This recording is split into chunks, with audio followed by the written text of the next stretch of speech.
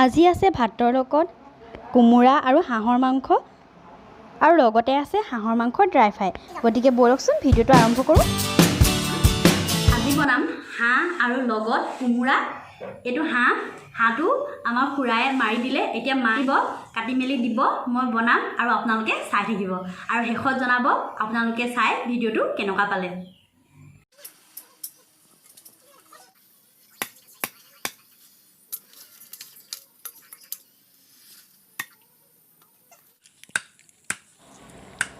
আমাৰ ঘৰত হাঁহৰ মাংস এনেদৰে কটা হয়।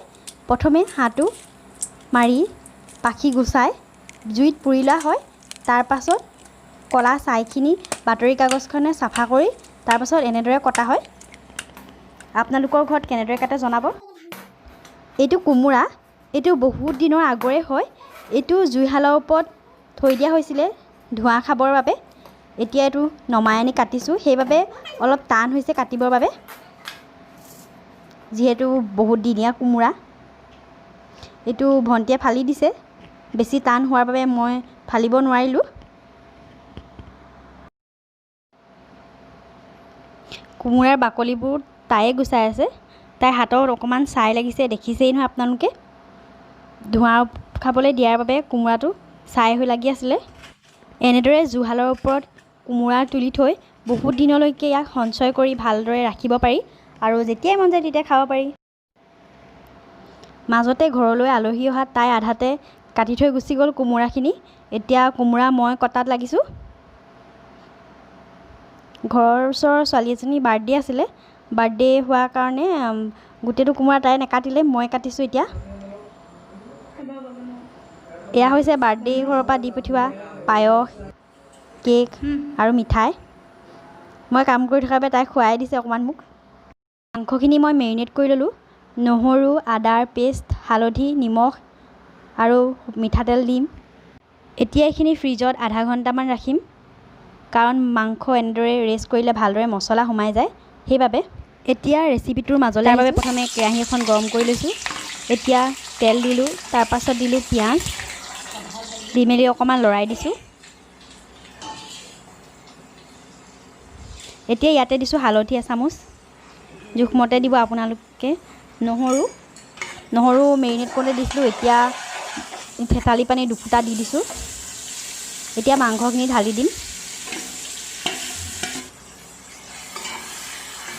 ঢালি মেলি অকণমান লৰাই দিছোঁ। সকলোৰে ঘৰত হাঁহ মাংস বেলেগ বেলেগ ধৰণে ৰান্ধি খায়। আমাৰ ঘৰত এনেদৰে ৰান্ধোঁ আৰু এই ৰেচিপিটো আপোনালোকক মোৰ শ্বেয়াৰ কৰিব মন গ'ল, সেইকাৰণে শ্বেয়াৰ কৰি দিছোঁ। এতিয়া দিছোঁ নিমখ।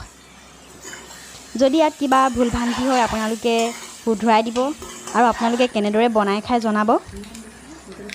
এতিয়া ইয়াত দিছোঁ মছলা মই কম ব্যৱহাৰ কৰিছোঁ। মিট মছলাটো দিছোঁ মই। মাংসখিনিত তেল অলপ কমকৈ দিছিলোঁ আৰু হাঁহ মাংসত এনেও তেল ওলায়ে, সেইবাবে। এতিয়া দেখিছেনে কিমান তেল হৈ গৈছে,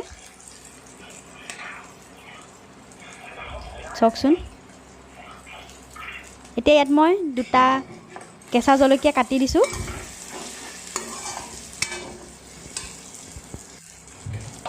মাংসখিনি 70% মান কুক হ'লত মই ইয়াত দিছোঁ কাটি লোৱা আলু আৰু কোমোৰাখিনি। এইখিনি আপোনালোকে বইল কৰিও পিছত মাংসখিনিৰ লগত মিহলাই দিব পাৰে, তেনেকৈও এটা বেলেগ ধৰণৰ সোৱাদ আহে আৰু এনেদৰেও এটা বেলেগ ধৰণৰ সোৱাদ আহে। মই দুইমতে বনাওঁ, আজি এনেদৰে বনাই আপোনালোকৰ লগত শ্বেয়াৰ কৰিছোঁ। এতিয়া ঢাকনখন মাৰি দিম আলু আৰু কোমোৰাখিনি সিজিবৰ বাবে। আলু আৰু কোমোৰাখিনি সিজি আহিলত মই ইয়াত পানী ঢালি দিছোঁ। এনেদৰে বইল কৰি নল'লে আগতীয়াকৈ আলু আৰু কোমোৰাখিনি ইয়াত অলপ পানী বেছি দিবলগীয়া হয়, কাৰণ আলু আৰু কোমোৰাখিনি সিজিবলৈ অলপ পানী লাগে। যদি আগতীয়াকৈ বইল কৰি থয় তেনেহ'লে পানী কম দিলেও হয়।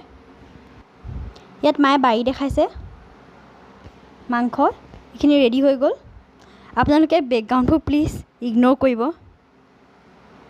এয়া চাওক মাংস বাতি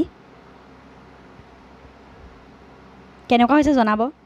এতিয়া মই ডাইনিংখন অলপ ঠিক ঠাক কৰি দিছোঁ, কাৰণ আমাৰ ঘৰত মোৰ ফ্ৰেণ্ড দুজনী আছিলে আৰু এইটো ভিডিঅ' বনোৱা দিন হ'ল মোৰ, কিন্তু আপলোডহে কৰিব পৰা নাছিলোঁ কাৰণ এডিট কৰিবলগীয়া আছিলে আৰু এডিট কৰাটো মোৰ কাৰণে অলপ কঠিন হয় এতিয়া চবে মিলি খাই লওঁ আৰু আপোনালোকে চাই থাকক আপোনালোকে যদি এনেদৰে আমাৰ ঘৰত আহি খাব বিচাৰে তেনেহ'লে কমেণ্ট কৰি জনাব